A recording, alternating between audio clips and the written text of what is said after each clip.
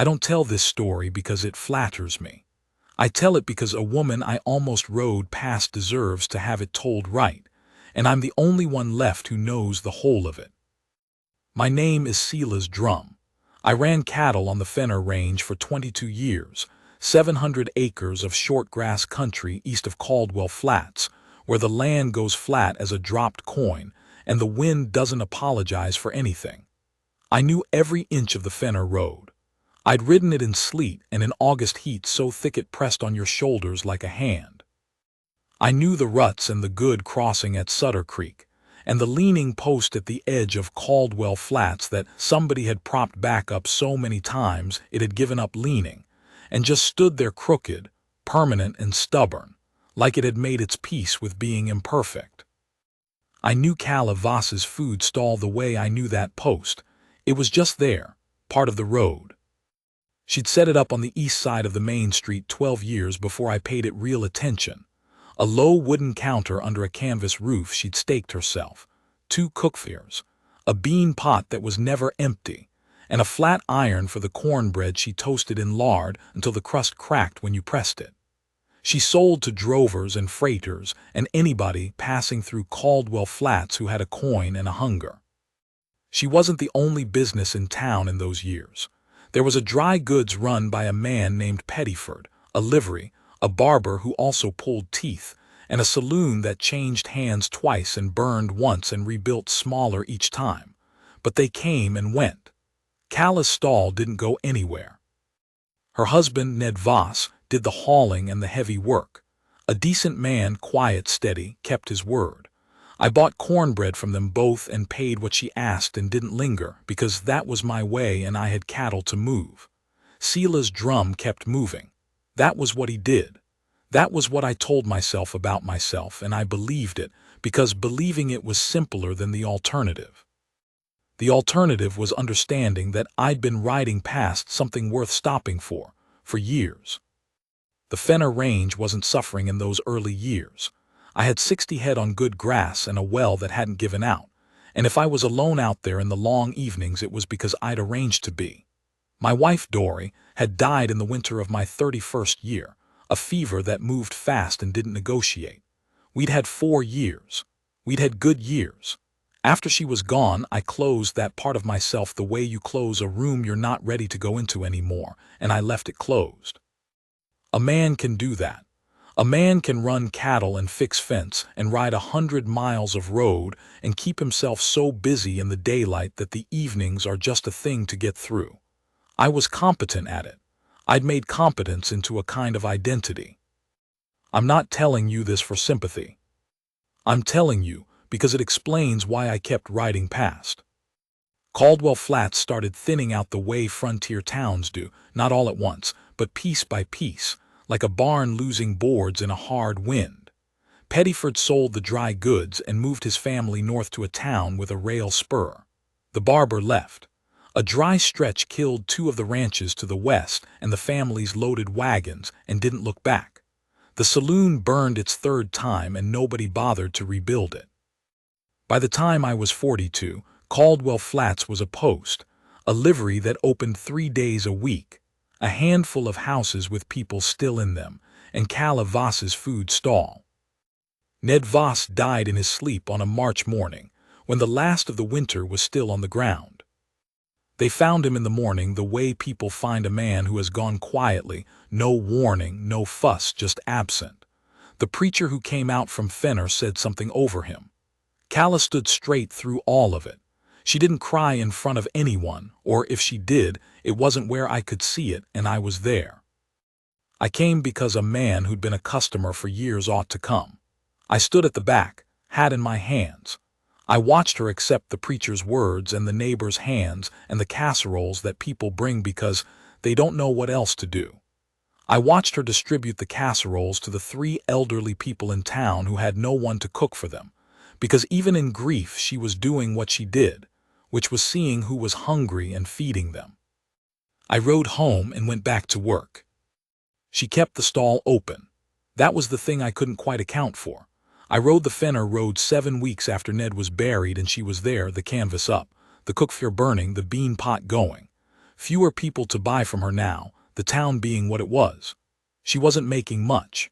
I bought cornbread and paid more than she asked, and she handed back the difference without any fuss, just said the price was the price and looked at me steadily, and I pocketed the coins and felt obscurely corrected. I thought about that look for longer than I should have. It was a look that didn't ask for anything. That was the part I couldn't set down. August came in hard that year, a dry heat that cracked the ground and drove the cattle to what shade there was along the creek. I was losing weight off my herd and riding long days and eating badly, which was my own fault, and I knew it. On a Tuesday, I came through Caldwell Flats in the late afternoon and stopped at the stall because I was genuinely hungry and because I told myself that was the only reason. The canvas roof had a tear along the east seam. She'd repaired it with a strip of oilcloth that was a different color, the seam visible from 20 feet. The wheel of her supply cart, which she used to haul goods from the freight drop, had a cracked spoke. I could see it from where I tied the horse. I ate, I paid, I stood there. "That spoke's going to go," I said. She looked at the wheel. "I know it." "You got a spare?" "Ned kept them in the lean-to, a beat. I haven't looked." "Mind if I look?" She didn't say yes and she didn't say no. She turned back to the cook fire and adjusted the pot, which I took for yes. There were 2 spare spokes in the lean-to, wrapped in canvas and in good shape. I found the tools.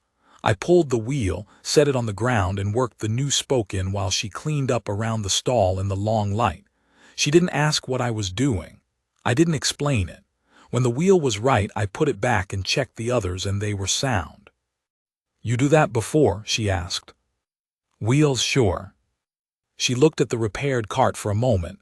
"Thank you, Mr. Drum." "Silas." Another moment. "Thank you, Silas." I rode home, and I thought about it for 3 days, the specific quality of the silence while I worked, and how it hadn't been uncomfortable. That was unusual for me. I had not spent comfortable silence with another person since Dory.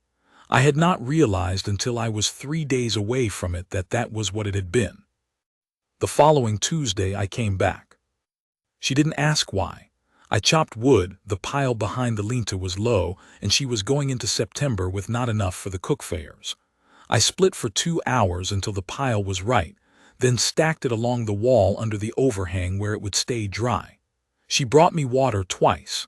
Neither time did she say anything about what I was doing or why.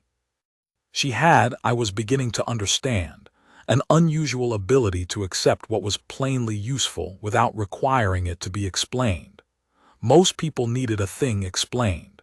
She seemed to understand that some things were just the next thing that wanted doing, and the doing was the only explanation necessary. I ate before I left. She said the meal was 2 cents. I said that was too little. She said that was the price. I paid 2 cents and felt corrected again, and drove home with the feeling that I was being slowly and quietly measured by a standard I hadn't known was being applied. I came back the next week. September moved at its own pace, and I moved with it.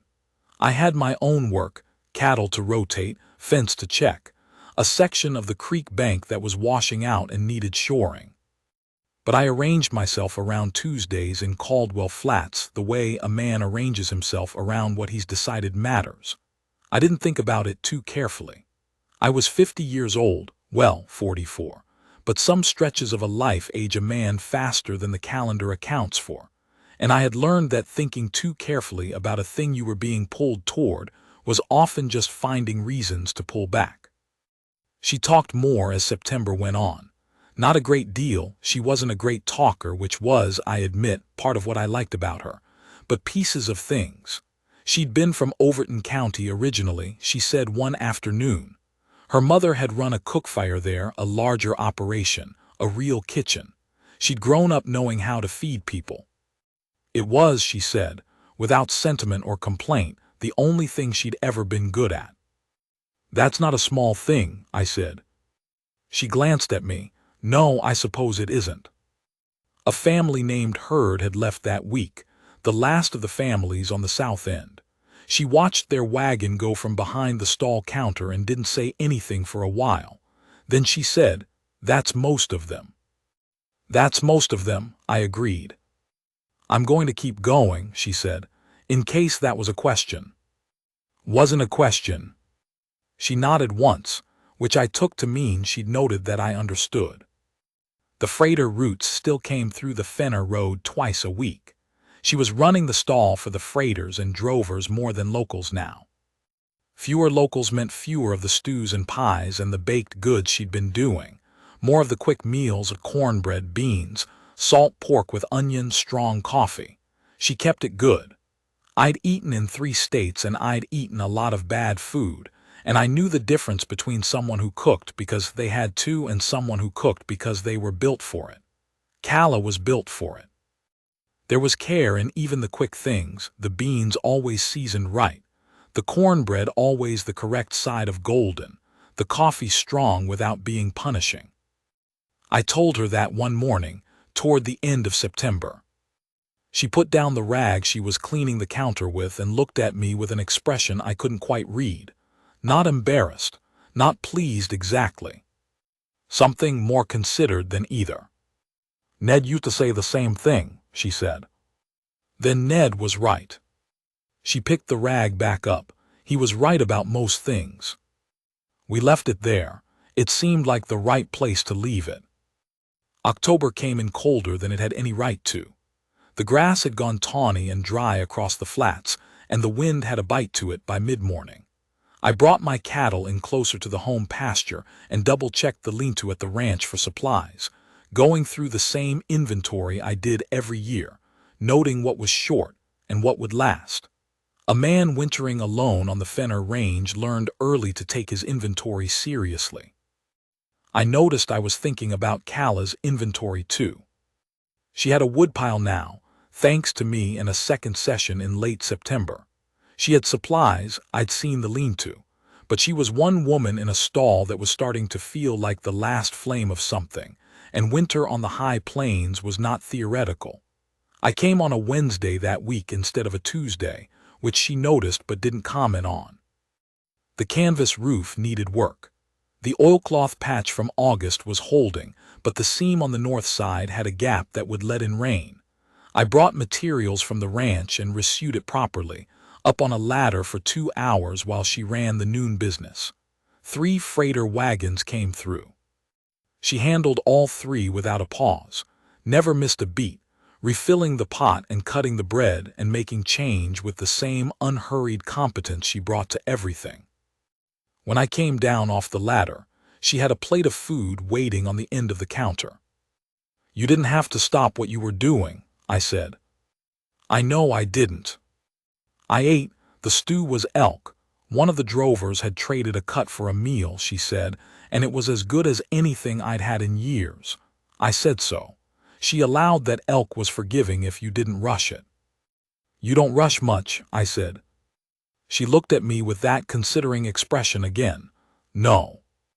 "Is that natural, or did you learn it?" A pause. She refilled my coffee without asking if I wanted it, which I appreciated more than I could easily have said. Both, I think. My mother was quick-tempered. I watched what that cost her, and Ned was steady. That helped. Steadiness is a thing you can learn from someone. "It is." She set the pot down. "You had someone steady." I was quiet for a moment. She was, yeah. She didn't push it. She went back to work. That was another thing about Calla Voss. She knew when a door had been opened as far as it was going to open and didn't stand there pulling on it. I drove home that evening and sat on my porch in the cold for a while. The sky was going to stars, which it does on the high plains without any self-consciousness, just all at once, a full sky. I had sat on this porch alone for 13 years. I had told myself I preferred it. I had, in the way of men who have arranged themselves around a loss, built my preference out of what was left to me and called it a choice. I thought about Calla feeding 3 freighter wagons without breaking stride. I thought about her handing back my 2 coins, price is the price. I thought about the silence while I worked the wheel and how it had felt like company. I thought, you have been riding past this for a long time, Sela's drum, and one day the road will be empty and you will have nobody but yourself to account to, and that accounting will not be comfortable. I didn't sleep especially well, but I woke up clear, which was something. The first real frost came on the 14th of October, which was earlier than usual. I woke to the white-rimed grass and the hard, cold edge in the air and thought about the stall's cook fares, which were good against a working chill but not against a genuine frost. I thought about whether she had enough laid in. I got in the wagon. She was open when I got there. Of course she was. There was a freighter rig already at the hitching post and she was working the counter, her breath showing. She had a heavier coat on than I'd seen before and her hands moved quick to stay warm. She looked up when I pulled in and nodded without surprise, as if she'd expected me or had stopped being surprised by me, which was close to the same thing. I went around to the back and checked the woodpile. She had enough for the week, maybe 10 days if she was careful, not enough for the winter. I took stock of the lean-to, supplies were reasonable, enough to see her into November if the freighters kept coming. When the freighter left, I came back around. You need more wood before it gets worse, I said. I'm aware. I'll bring a load Saturday. She looked at me for a moment, not at the woodpile, at me. Sela, she said. It's no trouble. That's not what I was going to say. I waited. I was going to say, she stopped. She turned and straightened the ladle on the hook above the pot, which didn't need straightening. She did that when she was choosing words, I'd noticed. I was going to say that you've been coming here every week since August. You fixed the wheel and the roof and chopped more wood than I could have managed alone. You've paid more than you owed and accepted less back than you tried to give. And I have not, I want you to know I have not taken that as anything other than what it was, which was kindness. She turned back. Her eyes were direct, which was exactly what I'd have expected. But I want to know, she said, if it's something else. I had rehearsed this. Not the words exactly, because I don't work that way, but the shape of it, the plain statement of the thing without decoration. I had sat on my porch on 3 separate evenings and worked out what I would say if this moment came, because I was a man who prepared for the things that mattered. It's something else, I said. She held my eyes. Not flustered, not moved off-center. Calla Voss did not get moved off-center easily. Tell me plainly, she said. I'm asking if you'd be willing to consider whether what we've been building here slowly and without either of us naming it could become a permanent arrangement. I'm not young. I'm not easy company, and I know it. I've got the ranch and the cattle and a lean-to full of spare spokes and 22 years of habit. But I'm steady, and I mean what I say, and I have been. I stopped for a second. I have been happier on Tuesdays than on any other day for the last 12 years. That's what I can tell you. The wind moved the canvas. One of the cookfare coals settled. Calla looked at the bean pot. She looked at the counter. She looked out at the Fenner Road, which was empty in the October cold, the frost still on the edges of things. She was not a woman who decided quickly, and I would not have trusted her if she had been. I need to think about it, she said. That's fair. I mean actually think about it, not a few minutes. I'll be here Saturday with the wood. She looked at me. Something in her expression shifted, not much, but enough for a man who'd been watching her face carefully since August to catch. All right, she said, Saturday. I drove home that afternoon with my hands steady on the reins, and the cold coming in hard off the flats, and something in my chest that I hadn't felt in 13 years. Not certainty. I didn't have certainty. But the absence of the dull closed weight I'd carried so long I'd stopped noticing it. Like a door I'd kept shut had been opened just a crack, and the air coming through was cold, but it was fresh, and I'd forgotten what fresh air felt like from that direction. I split wood on Thursday and Friday. I oiled the harness and checked the wagon bed and made sure the load would be balanced. I was 44, and I had been running this ranch alone for 13 years, and I knew what I was about. What I was less sure of was what Calla would say, and I did not torment myself with speculation. I had said the plain thing. She would give the plain answer. That was the kind of people we were, both of us, and I was glad of it. Saturday came gray and cold with the smell of more frost in it. I loaded the wagon before first light and drove the Fenner Road in the early dark, the horse knowing the way well enough to manage without much guidance. She was already at the stall when I got there. The cook fires going, the coffee pot on. She handed me a cup when I tied the horse, without ceremony, the way you hand coffee to someone who belongs there. I unloaded and stacked the wood. She worked the morning business, 2 drovers who came through together, a farm family from the East Fork of the county who were moving out and stopped for a hot meal before the long drive. She fed them well. I watched her feed them well, the easy competence of it, the small dignities she built into even a passing transaction, good coffee, food that was hot and seasoned, change given clean. When they were gone and the road was empty and the frost had burned off the grass, she came and stood at the end of the counter with her hands around her own coffee cup and looked at me. "I've thought about it," she said. "I figured you had. You're right that we've been building something. I want you to know I knew that while it was happening. I'm not a person things happen to without my noticing. I know that about you. And I'm not looking for rescue," she said. "I want that said plainly. I can manage the stall in the winter. I've managed worse. I know that too. Then what I'm saying yes to," she said, "is not rescue. It's what you said, the permanent arrangement, the Tuesdays." She looked at her coffee cup. "I want more Tuesdays." "So do I."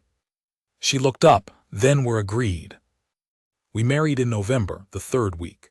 The preacher came out from Fenner the same as he had for Ned's burial, different occasion, same man, same road. There was a small gathering at the stall because that was where everything in Calla's life happened, and it seemed right. The Herds had left, and the Pettifords were long gone, but there were 8 or 9 people still in Caldwell Flats, and every one of them came. Old Marsh Tibbet, who had been in the county since before I was born and had no intention of leaving. The Delacroix widow and her sister who ran the post.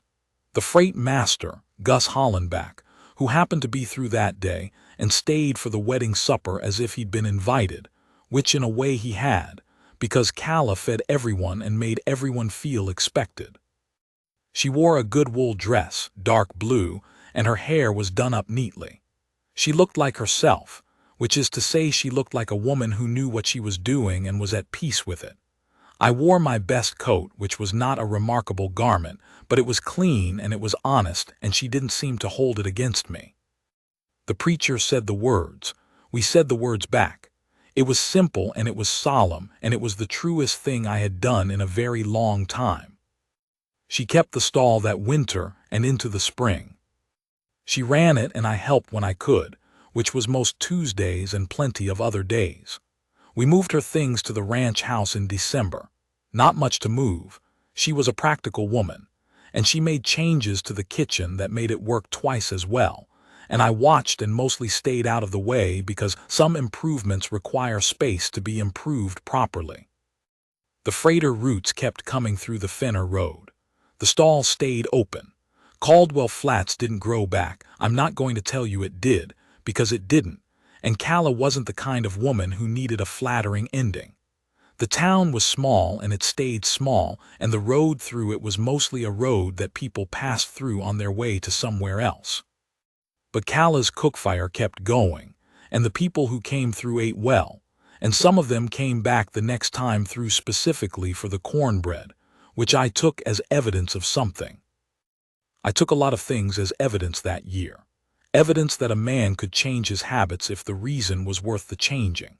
Evidence that steady, unhurried people who don't ask for much are the ones who end up building the things that last.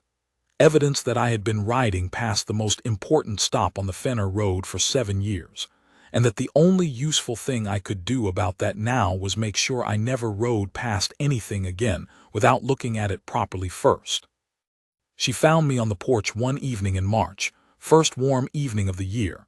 the sky going to stars the way it does out here. She had 2 cups of coffee and she sat down beside me in Dory's old chair, which had been empty for 13 years and which she'd asked about once quietly, and I'd told her, and she'd said only that she was glad Dory had been there. And we sat in the dark and the quiet, the two of us, and the stars came out. She put her hand on the arm of her chair. I put mine beside it. Not a grand thing, just 2 hands on a porch in the first warm evening of a new year. I had built this life from scratch once, and it had been good. I had lost it and built a shell of it and told myself the shell was fine. This was not the shell. I looked at the Fenner Road, just visible in the last of the light, running east toward the range and west toward whatever was west, empty at this hour, quiet. I had ridden that road 1,000 times alone, and told myself that solitude was the rancher's portion, that the work was enough, that a man who'd lost once had paid his dues to loss and could reasonably expect to be left to his cattle and his fence lines and his evenings. The road didn't have an opinion on any of that. It just ran on, the way roads do. But I was not on it tonight, and I was not alone, and the coffee was good, and I was home.